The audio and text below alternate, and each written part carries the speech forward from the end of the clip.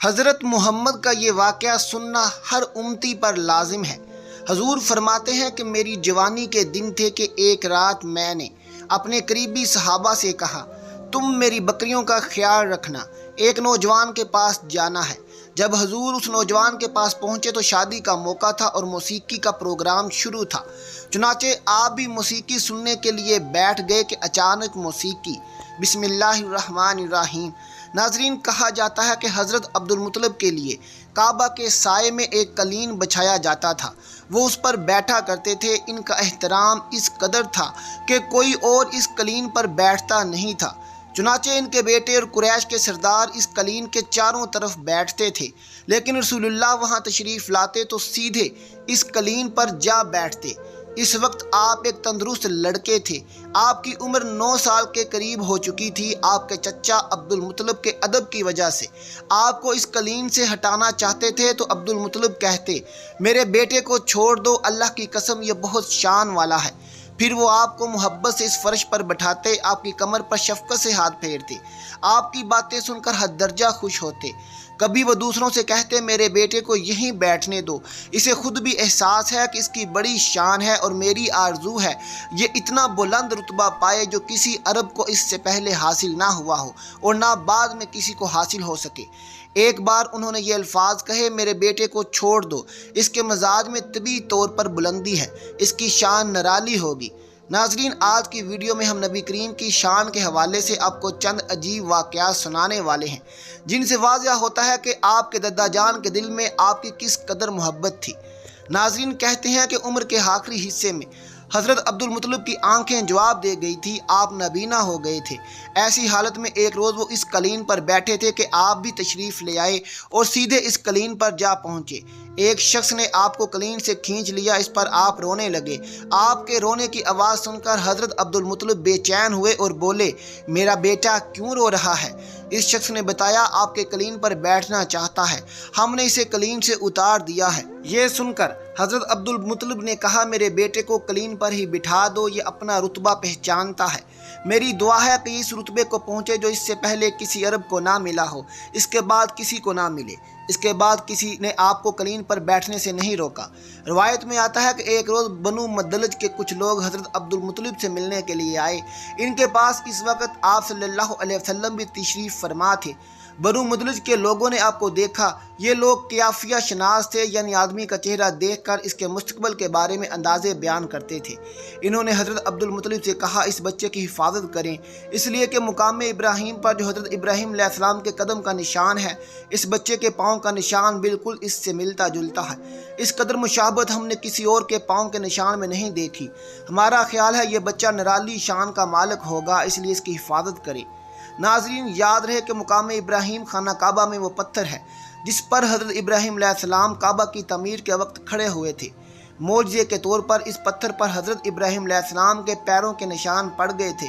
لوگ اس پتھر کی زیارت کرتے ہیں، یہی مقام ابراہیم ہے۔ چونکہ آپ حضرت ابراہیم علیہ السلام کی نسل سے ہیں، اس لیے ان کے پاؤں کی مشابہت آپ میں ہونا قدرتی بات تھی۔ ناظرین، کہتے ہیں ایک روز حضرت عبدالمطلب حجر اسود کے پاس بیٹھے ہوئے تھے۔ ایسے میں ان کے پاس نجران کے عیسائی آ گئے۔ ان میں ایک پادری تھا۔ اس پادری نے حضرت عبدالمطلب سے کہا، ہماری کتابوں میں ایک ایسے نبی کی علامت ہے جو اسماعیل کی اولاد میں ہونا باقی ہے۔ یہ شہر اس کی جائے پیدائش ہوگا، اس کی یہ نشانیاں ہوں گی۔ ابھی یہ بات ہو رہی تھی کہ کوئی شخص آپ کو لے کر وہاں آ پہنچا۔ پادری کی نظر جوں ہی آپ صلی اللہ علیہ وسلم پر پڑی، وہ چونک اٹھا۔ آپ کی آنکھوں، کمر اور پیروں کو دیکھ کر وہ چلا اٹھا، وہ نبی یہی ہیں، یہ تمہارے کیا لگتے ہیں؟ حضرت عبدالمطلب بولے، یہ میرے بیٹے ہیں۔ اس پر وہ پادری بولا، وہ نہیں، اس لیے کہ ہماری کتابوں میں لکھا ہے کہ اس کے والد کا انتقال اس کی پیدائش سے پہلے ہو جائے گا۔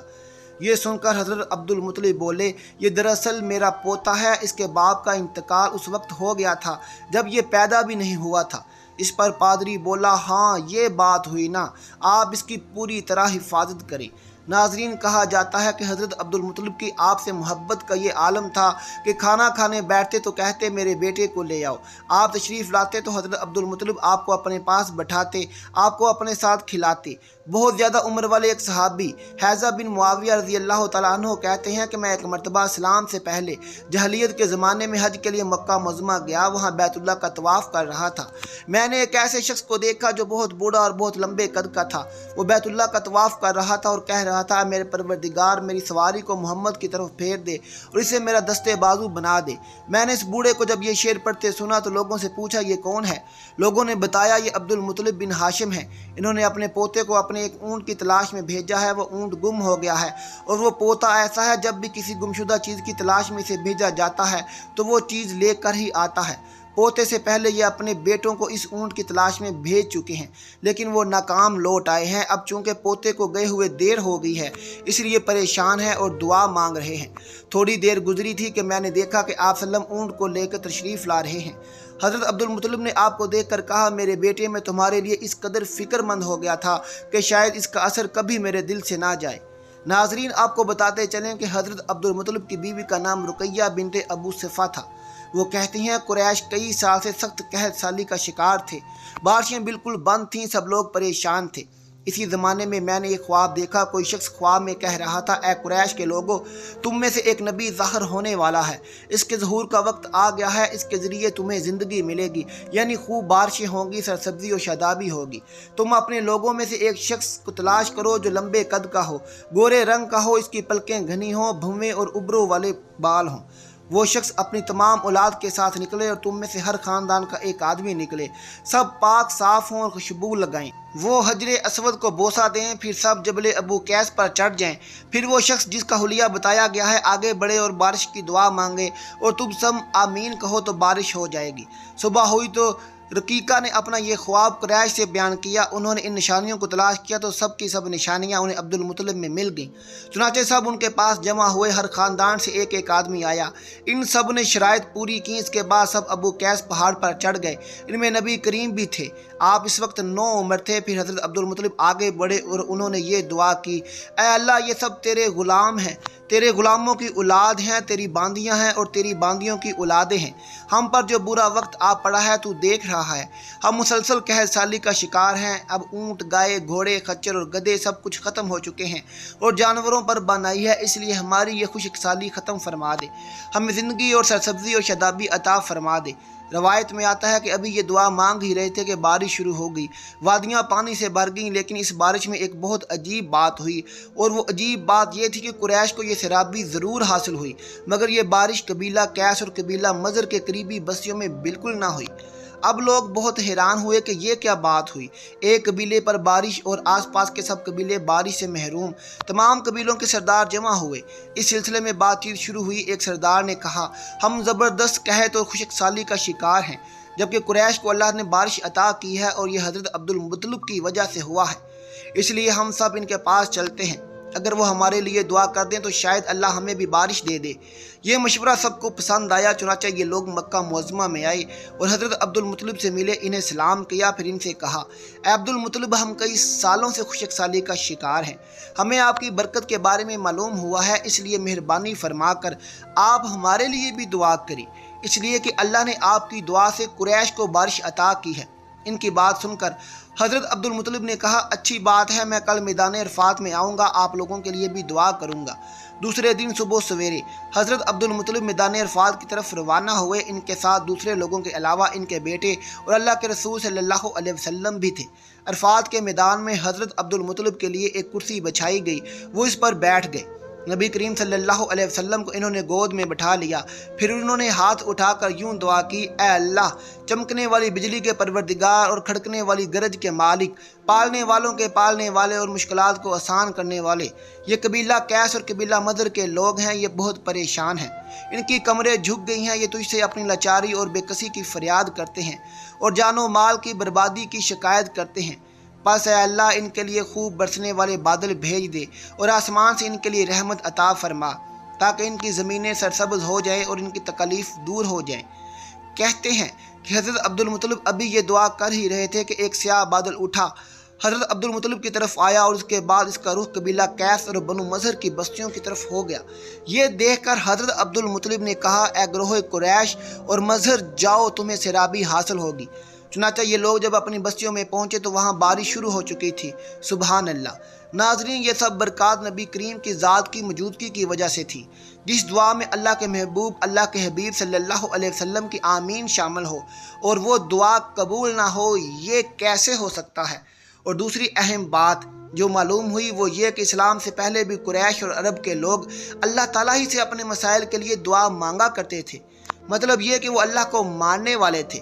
ناظرین، اس واقعے سے نبی کریم کی شان کے ساتھ ساتھ آپ صلی اللہ علیہ وسلم کے خاندان کی شان بھی واضح ہوتی ہے کہ اللہ تعالیٰ کی طرف سے آپ کی دادی جان کو خواب آنا اور پھر آپ کے دادا جان کا اللہ کی بارگاہ میں سوال کرنا اور ان کی دعاؤں کا قبول ہونا، یہ سب خاندان نبوت صلی اللہ علیہ وسلم کی شان کو ظاہر کرتا ہے۔ روایات میں آتا ہے کہ آپ صلی اللہ علیہ وسلم کی شان کے حوالے سے ایک واقعہ آیا ہے کہ جب کہ نبی کریم صلی اللہ علیہ وسلم 7 سال کے ہو چکے تھے تو آپ کی آنکھیں دکھنے کو آ گئیں۔ مکہ میں آنکھوں کا علاج کرایا گیا لیکن افاقہ نہ ہوا۔ حضرت عبد المطلب سے کسی نے کہا کہ عکاظ کے بازار میں ایک راہب رہتا ہے، وہ آنکھوں کی تکالیف کا علاج کرتا ہے۔ حضرت عبد المطلب آپ اس کے پاس لے گئے۔ اس کی عبادت گاہ کا دروازہ بند تھا۔ انہوں نے اسے آواز دی، راہب نے کوئی جواب نہ دیا۔ اچانک عبادت گاہ میں شدید زلزلہ آیا۔ راہب ڈر گیا کہ کہیں عبادت خانہ اس کے اوپر نہ گر پڑے، اس لیے ایک دم باہر نکل آیا۔ اب اس نے دیکھا تو چونک اٹھا۔ اس نے کہا، عبد المطلب، یہ لڑکا اس امت کا نبی ہے، اگر میں باہر نہ نکل آتا تو یہ عبادت گاہ ضرور مجھ پر گر پڑتی۔ اس لڑکے کو فوراً واپس لے جاؤ، اس کی حفاظت کرو، کہیں یہودیوں یا عیسائیوں میں سے کوئی سے قتل نہ کر دے۔ پھر اس نے کہا، اور رہی بات ان کی آنکھوں کی، تو آنکھوں کی دعا تو خود ان کے پاس موجود ہے۔ حضرت عبد المطلب یہ سن کر حیران ہوئے اور بولے، ان کے اپنے پاس ہے؟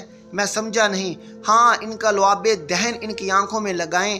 انہوں نے ایسا ہی کیا، آنکھیں فوراً ٹھیک ہو گئیں۔ ابن اسحاق بہقی اور ابن عساکر رحمۃ اللہ علیہ نے حضرت علی رضی اللہ تعالیٰ عنہ سے روایت نقل کی کہ میں نے رسول خدا صلی اللہ علیہ وسلم کو فرماتے سنا کہ میں جاہلیت کی رسم و بد اور لہو اولاد کی طرف کبھی بھی متوجہ نہیں ہوا سوائے 2 راتوں کے، اور ان 2 راتوں میں اللہ تعالیٰ نے مجھے بے خطا اور معصوم رکھا۔ ایک رات کا واقعہ تو یہ ہے کہ میں مکہ کے چند نوجوان اور میں یعنی آپ صلی اللہ علیہ وسلم اپنے گھر کی بکریوں کے ریوڑ میں تھے۔ میں نے اپنے ساتھی سے کہا، ذرا میری بکریوں کی نگرانی کرنا تاکہ میں مکہ جا کر نوجوانوں کا شغل دیکھوں۔ اس نے کہا، اچھا ٹھیک ہے۔ پھر میں آبادی کی طرف آیا اور پہلے ہی گھر میں موسیقی کی آواز میں نے سنی۔ پوچھا، یہ آواز کیسی ہے؟ کسی نے بتایا کہ شادی کا سلسلہ ہے۔ میں موسیقی سننے کے لیے بیٹھ گیا۔ اللہ تعالیٰ نے میرے کانوں کو کاتب تپایا اور میں سو گیا، حتیٰ کہ دوسرے روز سورج کی آمد پر اس کی شعاؤں نے مجھے بیدار کر دیا۔ میں اٹھ کر اپنے ساتھی کے پاس گیا۔ اس نے پوچھا، اتنے لمبے وقت تم کیا کرتے رہے؟ میں نے اس کو پوری آپ بیتی سنائی۔ دوسری رات پھر میں نے اپنے ساتھی سے کہا، میری بکریوں کا خیال رکھنا کہ میں جا کر کچھ شغل کروں۔ اس نے اقرار کیا اور میں مکہ شہر کی طرف روانہ ہو گیا۔ یہاں آ کر میں نے موسیقی کی ویسے ہی آواز سنی جیسے میں نے گزشتہ رات سنی تھی۔ میں دیکھنے کے لیے بیٹھ گیا، پھر قدرت نے میرے کانوں کو کاتب تپایا اور میں سو گیا، یہاں تک کہ دوسرے دن دھوپ نے مجھے جگایا۔ پھر میں لوٹ کر اپنے ساتھی کے پاس آیا اور اس نے پوچھا کہ تم نے کیا کیا؟ میں نے کہا، کچھ بھی نہیں، اور ساری صورتحال بتائی۔ اس کے بعد میں نے کبھی ایسا ارادہ کیا اور نہ ہی مجھے کوئی رغبت ہوئی، یہاں تک کہ اللہ تعالیٰ نے مجھے نبوت سے سرفراز فرمایا۔ حضرت جابر رضی اللہ تعالیٰ عنہ سے روایت ہے کہ جب کعبہ کی تعمیر ہوئی تو نبی صلی اللہ علیہ وسلم اور حضرت عباس رضی اللہ تعالیٰ عنہ پتھر اٹھا اٹھا کر لانے لگے۔ حضرت عباس رضی اللہ تعالیٰ عنہ نے آپ سے کہا کہ اتنا اپنا تہبند اتار کر کندھوں پر رکھ لو تاکہ تمہارے کندھے پتھر سے محفوظ رہیں۔ چنانچہ آپ صلی اللہ علیہ وسلم نے اپنا تہبند کھول کر کندھوں پر رکھا ہی تھا، اتنے میں آپ زمین پر گر گئے اور آنکھیں آسمان میں لگ گئیں۔ پھر آپ اٹھے اور فرمانے لگے، میرا تہبند، میرا تہبند، اور فوراً آپ صلی اللہ علیہ وسلم نے تہبند باندھ لیا۔ حضرت عباس رضی اللہ تعالیٰ عنہ فرماتے ہیں، اچانک آپ بے ہوش ہو کر گر پڑے۔ میں دوڑتا ہوا آیا تو آپ کی نگاہیں آسمان میں پیوست تھیں۔ میں نے کہا، اے بھتیجے، تمہاری حالت کیا ہے؟ آپ صلی اللہ علیہ وسلم نے فرمایا، مجھے روک دیا گیا ہے کہ میں برہنہ ہو کر چلوں۔ اس کے بعد آپ صلی اللہ علیہ وسلم کبھی عریاں نہ ہوئے۔ حضرت عباس کہتے ہیں کہ میں نے آپ کی بات نوٹ کر لی کہ اس کے بعد آپ کبھی عریاں نہیں ہوئے۔ اللہ نے آپ صلی اللہ علیہ وسلم کی رسالت کا اظہار کر دیا۔ اللہ پاک ہمیں دین کا پیروکار بنائے اور ہمیں نیکوکاروں میں شامل کرے، آمین ثم آمین۔ آخر میں ناظرین، اللہ کا ایک نام کمنٹ میں لکھ دیں۔ ملتے ہیں اگلی ویڈیو کے ساتھ، اللہ حافظ۔